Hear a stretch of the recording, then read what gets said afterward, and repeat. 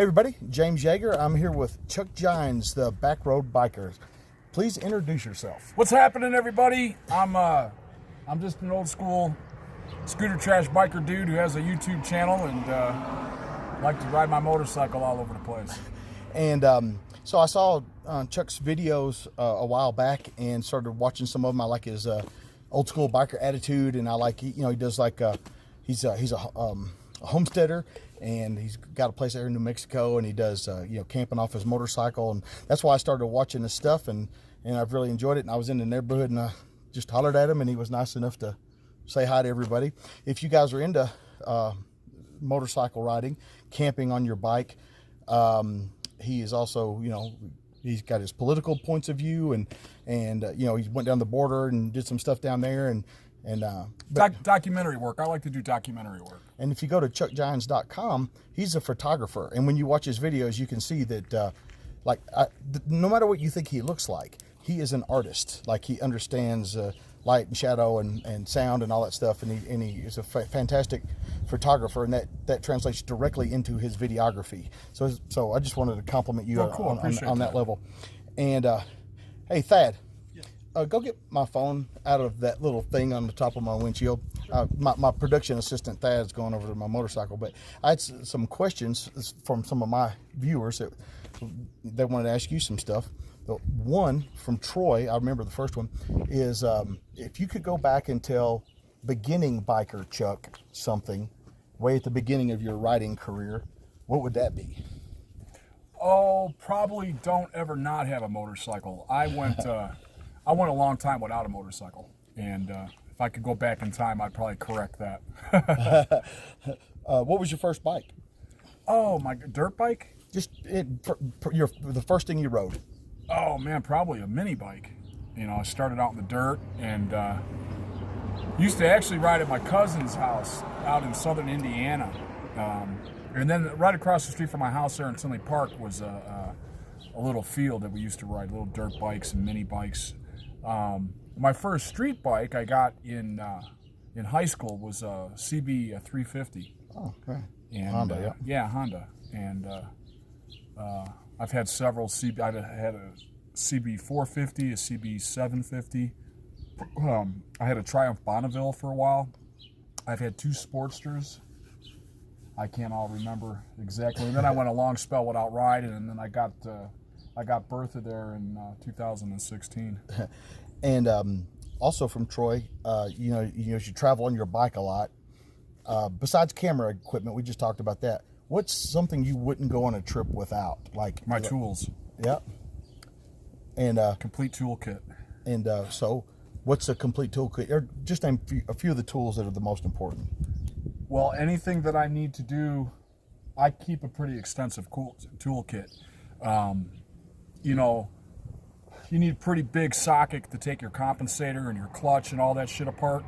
I keep all that stuff with me because if I have a belt snap, you got to take the inner and outer primaries off to get all that stuff on. So, yeah. And in today's age, say like we're up in this little Tehike, this little town right here, and they got a post office, right? So let's say that I was broke down right here. Well, I can get online, JP Cycles, and have it overnight delivered to this little post office right here. Right. I can go camp out across the street, or maybe the store owner let me pull my bike around the back, and then I can fix my stuff. Okay. Right on the road. So tools, got to have tools. Okay, I like that. And this can be as broad or as narrow as you want. In your brain, what is a biker? What does that mean? Oh, biker?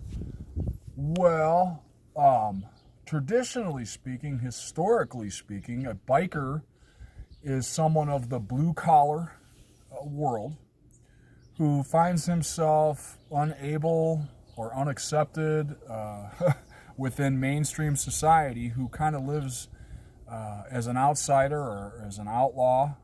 I don't mean a criminal, I mean someone who lives by an internal moral code, which might be in opposition to the civil and state authorities, and who's built a life around the motorcycle. The motorcycle is a primary thing in their life. Okay, cool.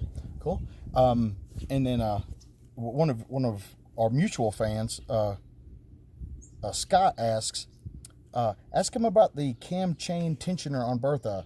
Has he done the gear conversion? Yeah, I don't have that anymore. I put straight gear drive on that, and yeah, I took that out. Gregorius asked, if you could go back and pick a different place to move, off grid, where would that be? If you weren't going to be in New Mexico, where would that be? Well, I don't know if there would be. We're not Plan B kind of guys. Well, I mean, Wyoming's an option, but it's so cold up there.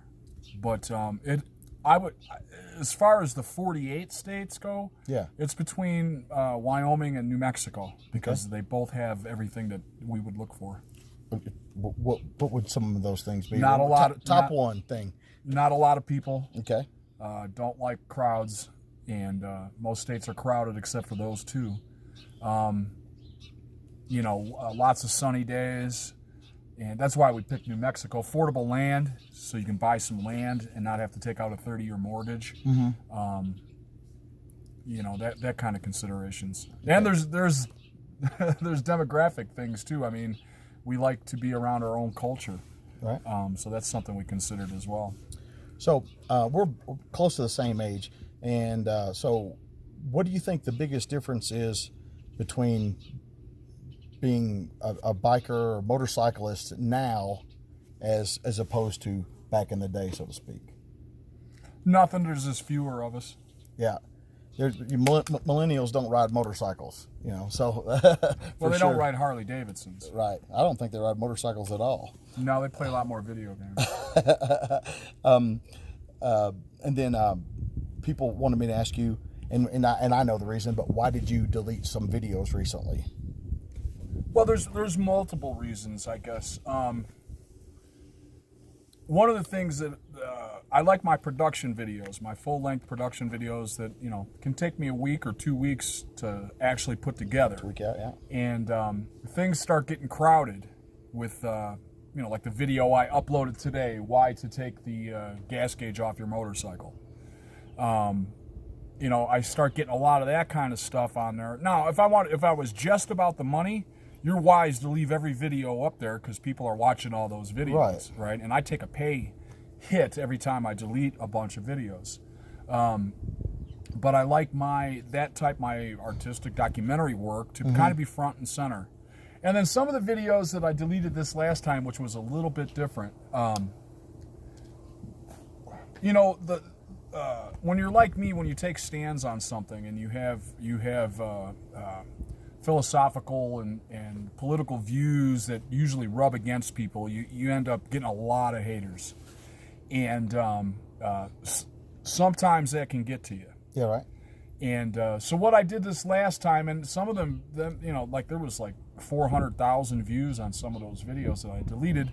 They were my opinions about 1%er clubs or this or that. And I decided to go ahead and take all that shit down. Right. I don't know. Life is like an etch-a-sketch for me, man. I start over a lot, you know? Well, like the people that watch my videos know, like I've said some volatile shit in the past. And so I get it. I mean, I'm not an outlaw biker, but I'm certainly not an in-law of anything. Sure. And but as long as I think we should be more tolerant of other people's views and the way people are. Even people that are on our side will cast stones at us because we're saying stuff that oh my God. But anyway, let's talk about motorcycles again. If not a Harley, what do you think you might ride? If you had to ride another motorcycle. Well, I mean, when I bought this bike, I was looking at the Triumph American LT. That's a good bike. I mean, the BMWs make a really good bike now. But probably, man, I don't know, man.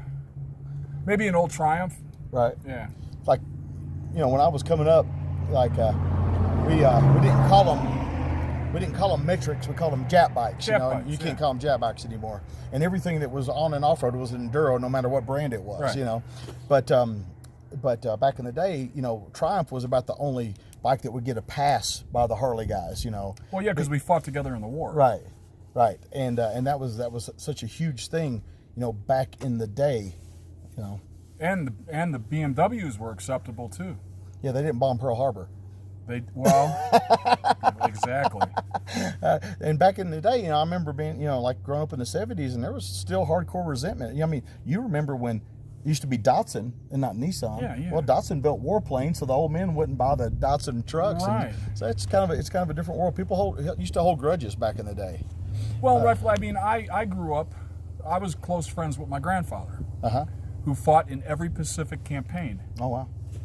And now my kids don't know him. Right. So they're totally disconnected from that whole experience. It's not that I hold a grudge, it's just that I have respect for what those people did. And I still call them Jap bikes. Yeah, I do. It's just out of habit. I'm not trying to be mean to anybody, and I don't even know that that's mean. They're Japanese. They're Japanese. They're Japanese bikes. But they make a good product, and there's no doubt about that. So, but they usually take what we invent and they make it faster, smaller, and better. Yeah, right. Cheaper. Right, Yeah, cheaper. Yeah. So you've got ChuckJines.com. You've got your YouTube channel, and if you guys, watch his videos and you appreciate his style, methodology, and artistic license on his stuff, I suggest you become a contributor, monthly donator, whatever the case may be. It's hard to get out here, and we were talking about this at breakfast earlier. People say, "Hey, go do a video on this." I go, "Yeah, man, but I gotta eat. I gotta chop wood and haul water." He's a homesteader, and supporting your favorite YouTubers, throwing them $1 a month or whatever. So if you have 1,000 people give you $1, yeah, it's $1,000 a month. it makes it worth it. Because a lot of people don't realize what's, if you take that Wyoming trip that I just did, 25, 26, whatever, however 100 miles. So before I even left, I dropped $250 on a new GoPro. Right. I haven't even gone anywhere. Yeah. And I think I spent $600 on the trip, campgrounds and all that. And then, not even that, you got to think about, if you're going to be artistic about this stuff, you got to plan beforehand. You got to have some idea of what you want to do or what you want to say in the video. Yeah. Right? Yep. And then you got to think about all the different camera angles and how, you're thinking about it's work. You have to think about all of this shit. Then you got to take all of this stuff, right? 2 GoPros, these 3 cameras, and you got to sit down and you got to weed through all of this stuff and get it down to this is what I'm going to use. Then you got to put that together and put your fades and your music. And I don't think a lot of people really realize what I'm doing is more than cut and splicing. Well, if I could interrupt. Go ahead. What I would say is this, and this is a general thing I say to people. For every minute of video, it took at least an hour of editing in general. At least. You know what I'm saying? I'm just saying like broadly. So when people watch your 10-minute video, they think it's 10 minutes of work. Oh my God. You spend a couple of days on that. You know what I'm saying? Days of editing. And people I don't think they realize that nor appreciate that. It does take a lot of work. It takes a great deal of work. Like I said, there's splicing videos, that's what most channels do. Uh-huh. They'll cut and they'll splice. When you start getting into fading, yeah, and he's an artist, and or trying to think of a monologue, right, for the voiceover, right, for the voiceover, or like the last one I did on the loner. How do you convey a message without saying anything? Yeah.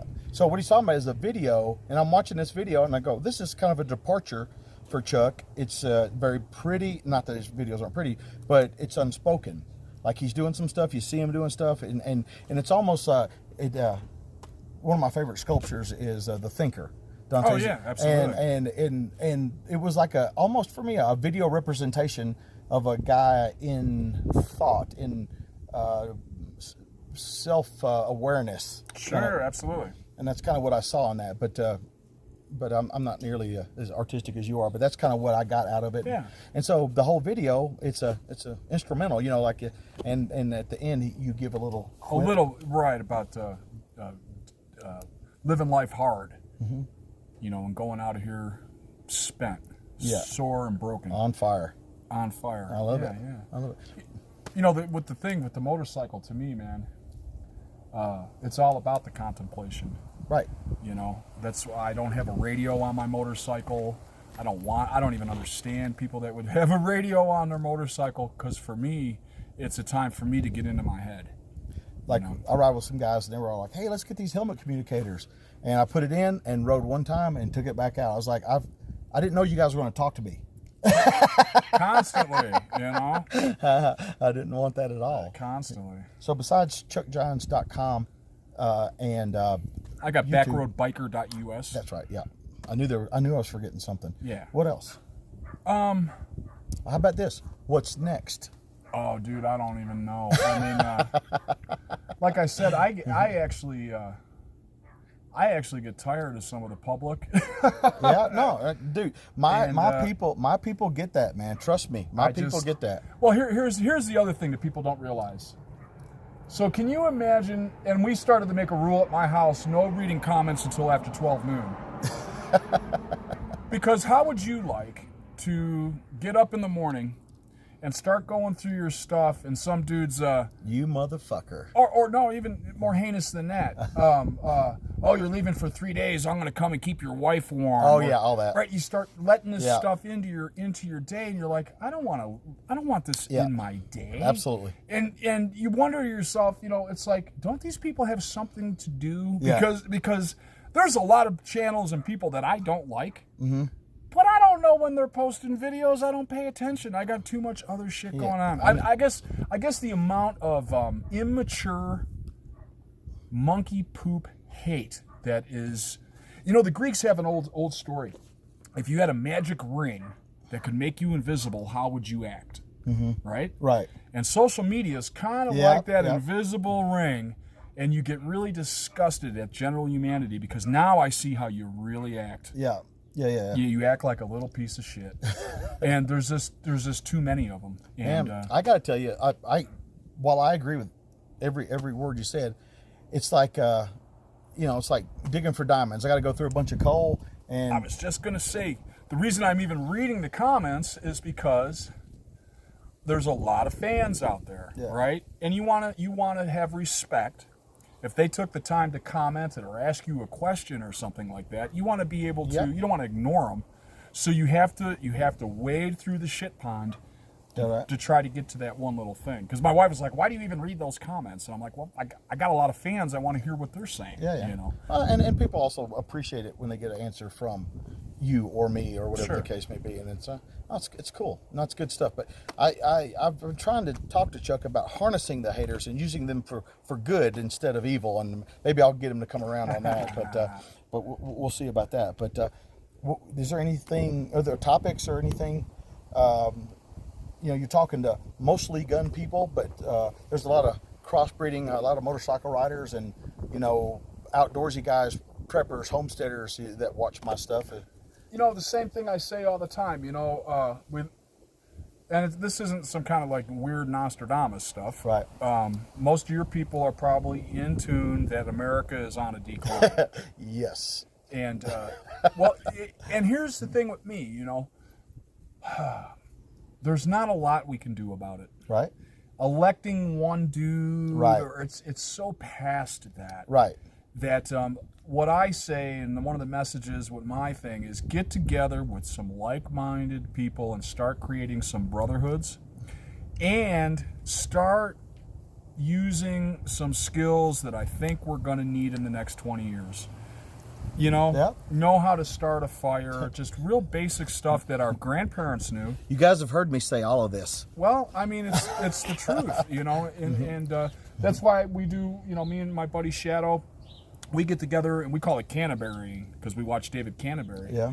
And we get together and on our motorcycles, and we camp out, and we have trade items. I think this is really cool. When you guys get together, we always bring some sort of some kind of stuff to trade. Like I brought him some 110 Canterbury traps. He gave me a little classical fishing pole. This knife we traded at one point. But I think it's really important to start getting together in little communities, whether it's biker or whatever the hell it is, and that way when the shit is hitting the fan, right? Okay, but when it gets to a point where like the government checks stop coming out for about a month, Yeah. you're going to really see some stuff.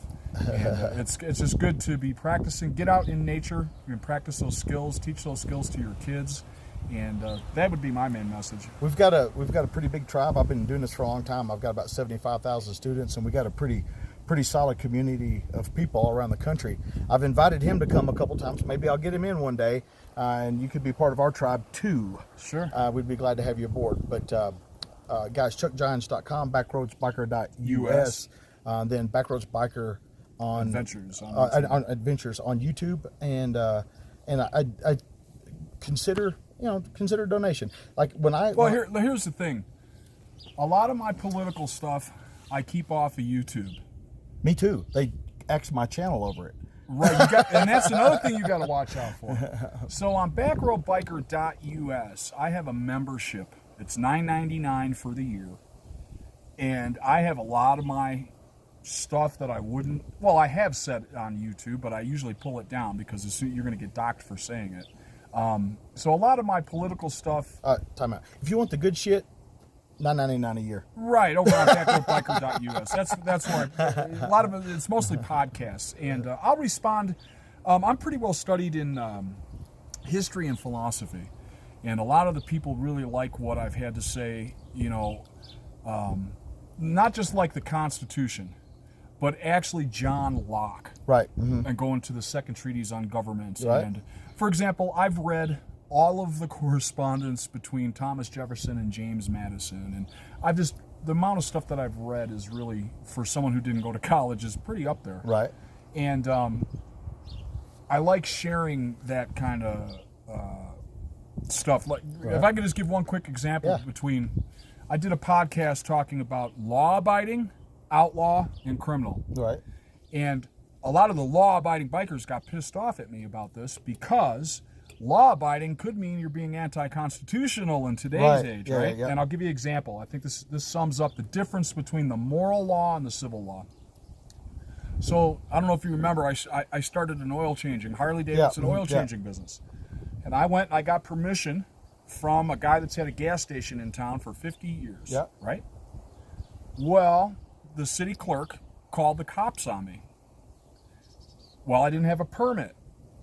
Right? You need a permit. The cops morally agreed with me. Right? They're like, yeah, this is kind of bullshit. Right? Yeah. Well, that's the moral law, our natural rights. We have a right to work. Right. This guy owns this property. I shouldn't have to be dealing with law enforcement.